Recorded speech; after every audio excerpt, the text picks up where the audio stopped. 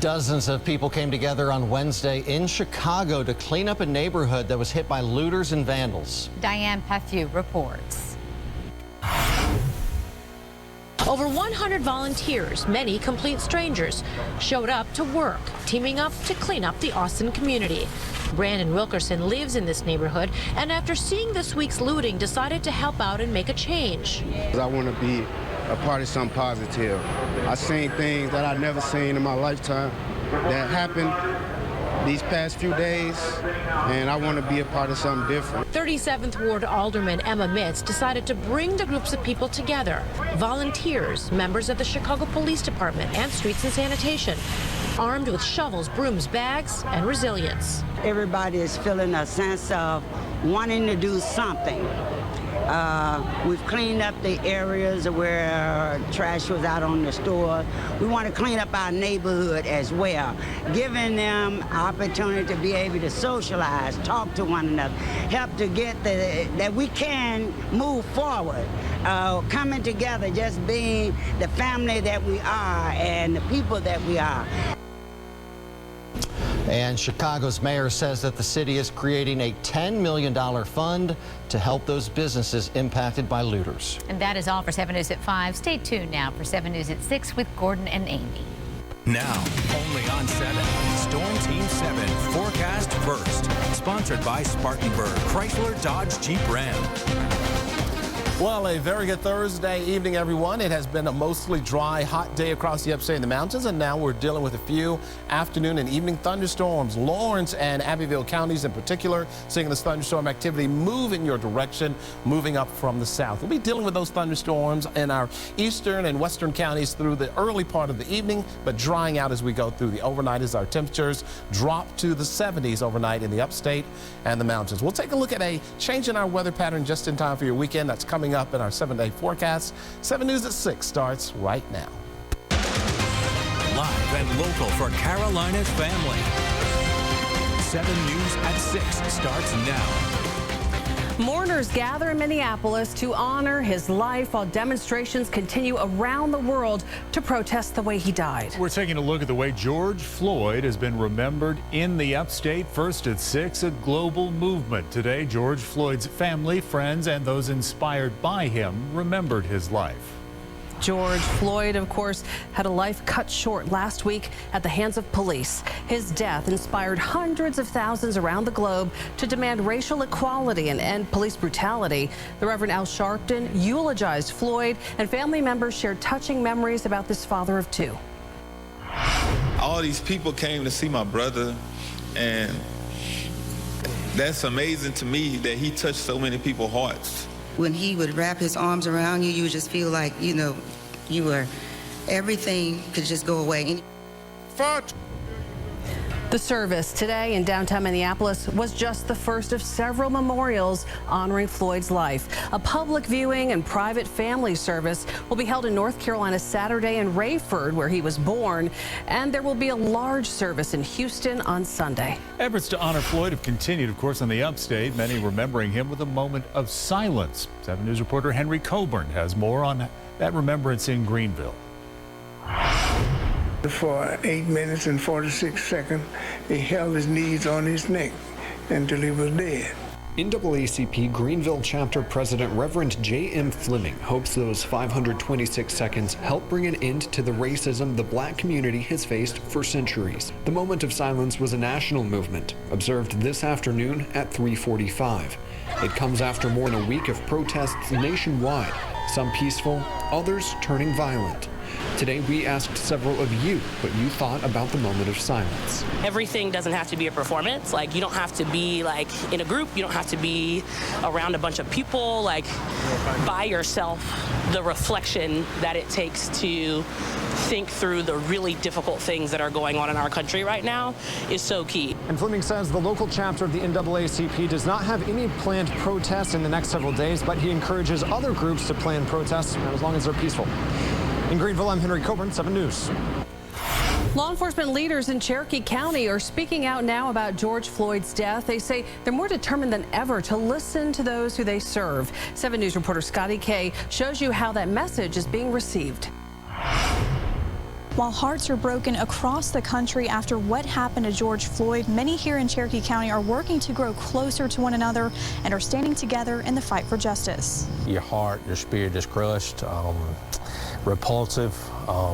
Certainly something that we condemned, immediately. Appalled at it. I mean, it's right there. You can't hide it. It was murder.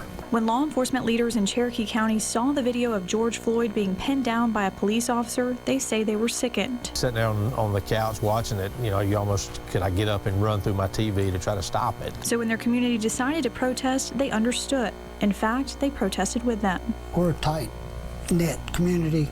Everybody gets along. We always remind our folks the badge that you have, the authority that comes with it is not from the badge. The authority comes from the people that you serve. And those they serve have noticed. A law enforcement agency that big on unity and unifying our own community. Darion Rainey helped organize one of the recent protests in Gaffney and says it was refreshing to see those in blue out there supporting them. Rainey says the protests have helped to create a positive dialogue between law enforcement and people like him. Not only do you see how the community feel, you see how the officers feel as well. Another peaceful rally is scheduled for this weekend, and both law enforcement agencies will be there, not only for security, but to participate in the fight for justice. As officers, we need to stand up and say that is wrong. It's wrong on every level.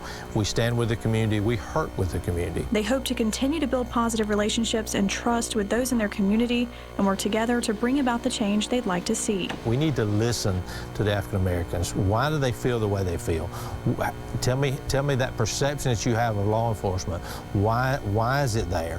What can we do at our agency to help change that? The next planned peaceful rally will be here at Jolly Park at 10 a.m. on Saturday. The Gaffney Police Department as well as the Sheriff's Office will be represented, along with the NAACP and other local churches and organizations. In Cherokee County, Scotty K, 7 News. We've learned some new details in the Ahmaud Arbery murder case in southeastern Georgia. During this morning's preliminary hearing, a Georgia state agent said Arbery was repeatedly boxed in by 2 pickup trucks as he tried to escape a Brunswick neighborhood last February.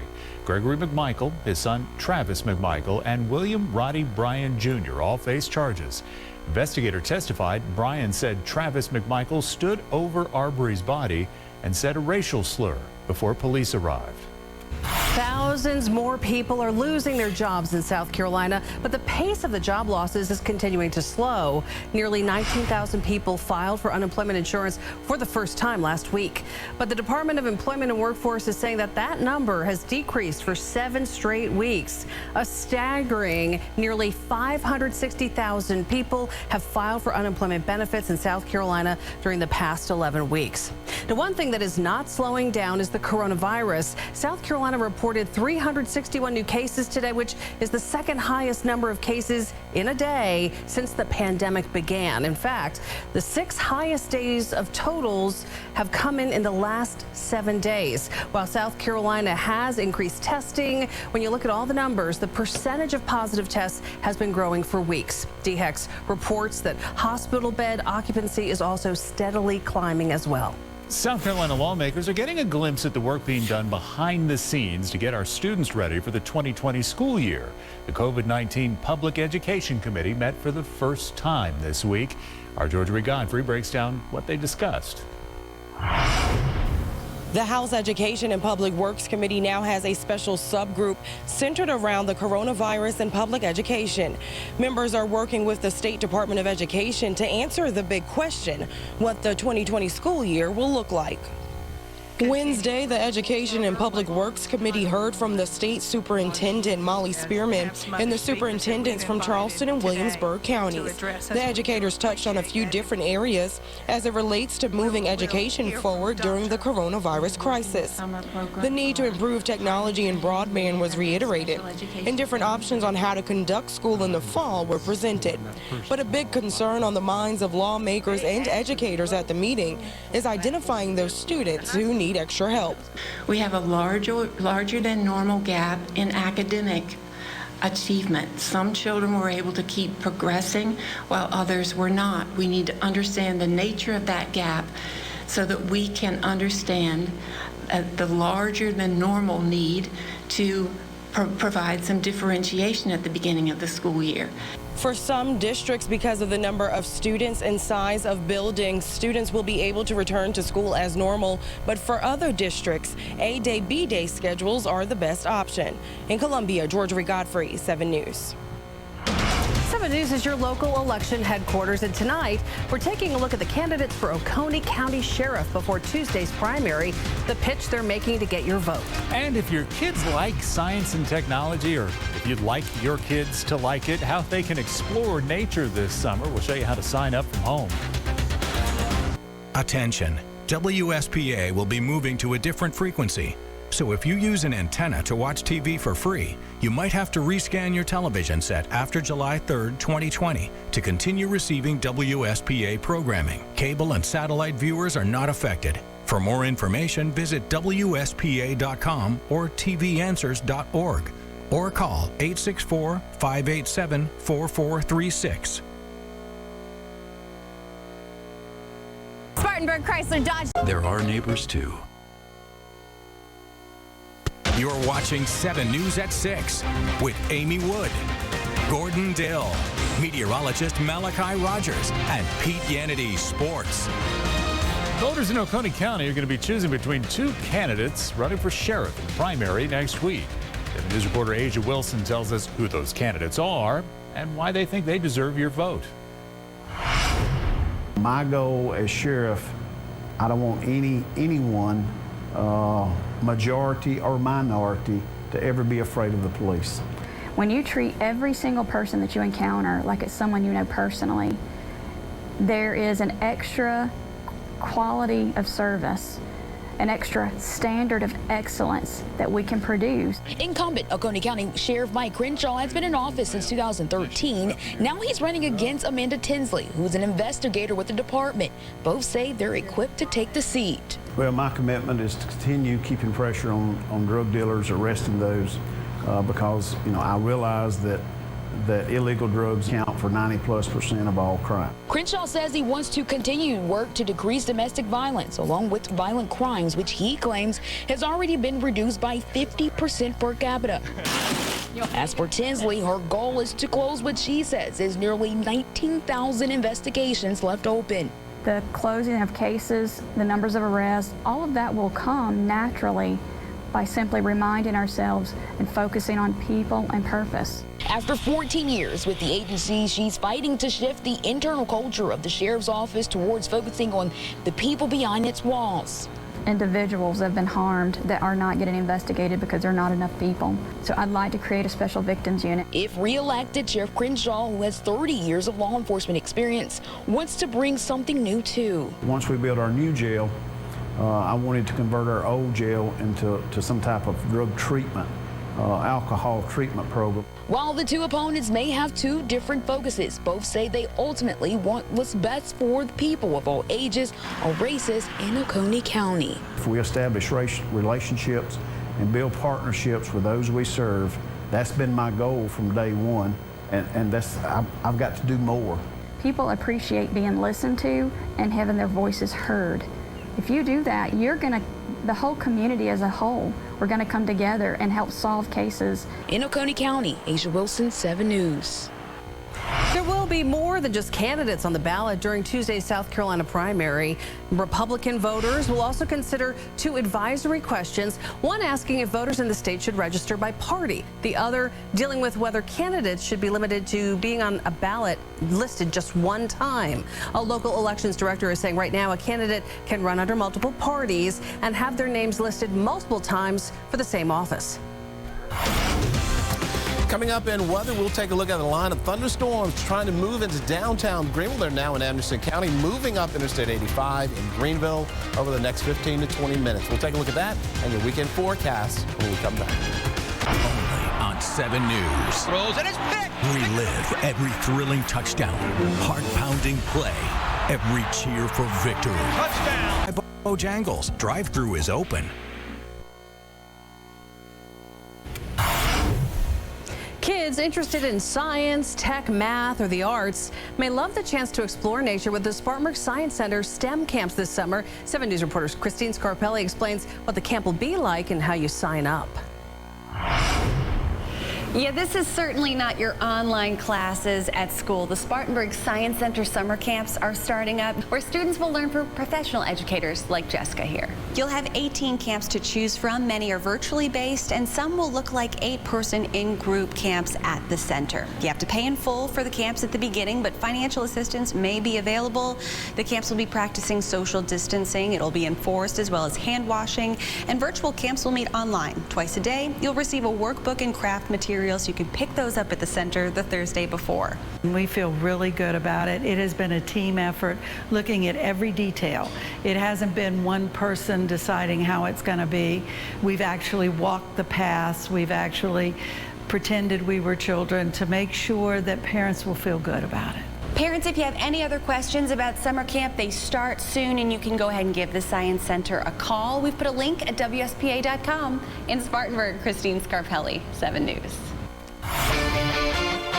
Meteorologist Malachi Rogers looking at the radar, see some fairly strong storms out there. Yeah, Gordon, nothing severe right now, but some thunderstorms, heavy rain, lightning, and working its way out of Anderson into Greenville County. And of course, as a lot of folks are probably out this evening, you want to pay close attention to the weather heading in your direction, especially over Greenville. Let's take a look at what we're seeing. This is our 385 camera. And you can see as we're looking towards the city, you can see those rain shafts, kind of those sunbeams as well. But the darker area, that's some rain that's falling in that area, heading towards the city and heading into downtown Greenville. We've also seen some rain over Lake Hartwell, but of course that doesn't always stop the boaters as folks are out on the lake this afternoon. And as we head into the evening hours, these showers are expected to continue in a few locations. Again, thunderstorm activity moving out of Anderson County into Greenville County. Heavy thunderstorm line right there just to the south of Piedmont. These storms are moving to the north at about 15 miles an hour. So areas like Lake Secession, we've seen some showers, we've seen some lightning, we've seen some rain in parts of Abbeville County, moving towards due west. Now as we move north into Anderson, Belmont, Honeypath, we have this line just to the south of Williamston. And as we move a little bit farther to the west, what you're seeing is this line of showers over Interstate 85, some thunderstorms near downtown Anderson. So again, rain on our western side now starting to move towards Greenville and eventually towards Simpsonville, Malden. You're probably getting in on the first of that rain, maybe even some thunderstorms heading into the city. So the next 15 to 20 minutes, Piedmont will see the rain back towards Gant, then downtown Greenville around 6:40, 6:45, and as we head towards Sans Souci, right around 6:56. So again, we have rain in the area, some thunderstorms, nothing severe, but if you don't have an umbrella or a rain jacket, this could make for a rather uncomfortable late evening in downtown Greenville. We'll keep that rain around till around 7, 8 o'clock, and then things will start to quiet down area-wide in the upstate. And in western North Carolina, the rain's already come through, so temperatures are in the low to mid-70s through the evening hours. 76 right now in Asheville, but we're in the 80s. Greenville, 88. Spartanburg, 86. We're at 81 degrees in Lawrence. But look at this. Anderson, where we've seen rain. Greenwood, where we've seen rain. Temperatures are now in the 70s. Highs today hit 91 degrees in the upstate, 86 in Asheville, and temperatures area-wide were a mixture of upper 80s and low 90s. We'll see a run of similar weather tomorrow as we take a look at the weather headlines that include isolated thunderstorms for your Friday. Drier weather this weekend, though, and that's going to lead to sunshine and nice weather Saturday, Sunday, and then cooler temperatures move in for the first of next week. Tomorrow morning, we wake to 60s and 70s, and like today, a quick warm-up. Our noon temperatures are near 80 in the upstate, mid-70s in the mountains, and like today, we could already start tracking thunderstorms in western North Carolina by early afternoon. Highs are in the 70s for western North Carolina, low to mid-80s in the upstate, and again, rain chances are going to be greatest late afternoon into the evening on Friday. Not everyone is going to see rain, but where that rain comes down like today could be heavy at times. The weekend forecast shows sunshine, 80s and 90s on Saturday and Sunday in the upstate. And how about this, mid-80s heading into the weekend for western North Carolina. Dry weather overnight with partly cloudy skies. Lows are in the 60s, and our Storm Team 7 on 7 forecast brings sunshine back Saturday, Sunday. Dry weather, but a warm weekend in both the upstate and western North Carolina. And still ahead at 6. We have sports on the way tonight. Frank Martin takes on another role to make an impact on society. Pete is coming up with that. And an ACC school takes the initiative to better involve its athletes in their civic duty. That's coming up next. This portion of 7 News is growing.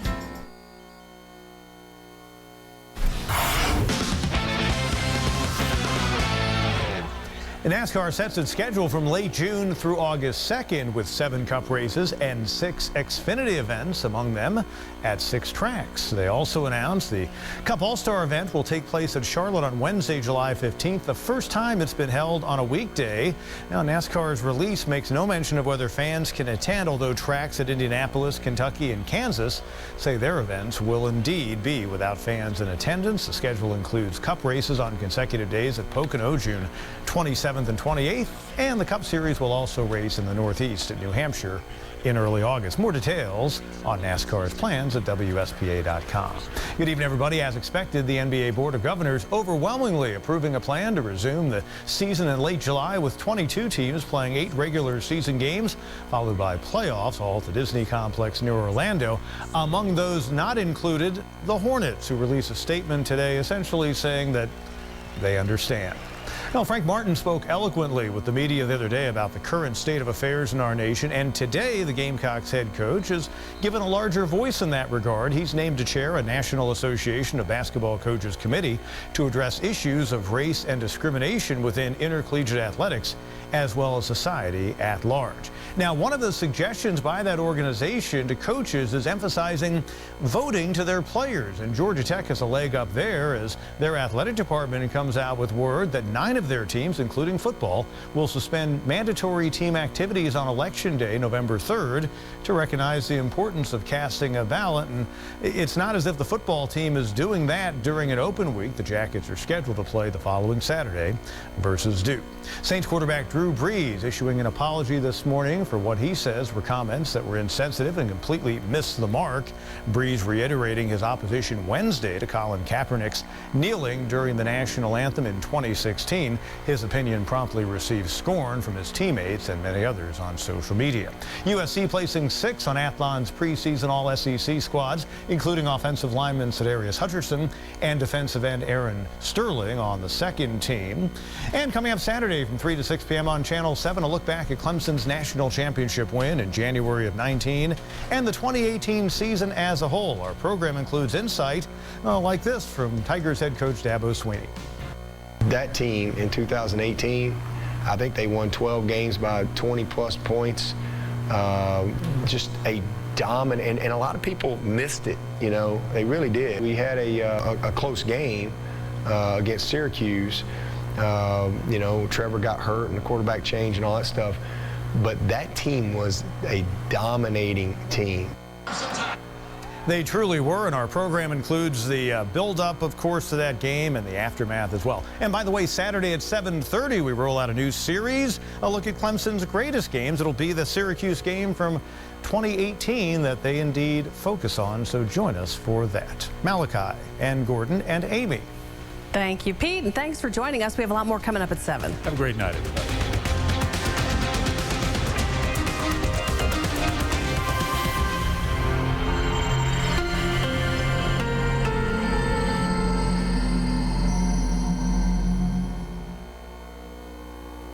Worship in the Park continues.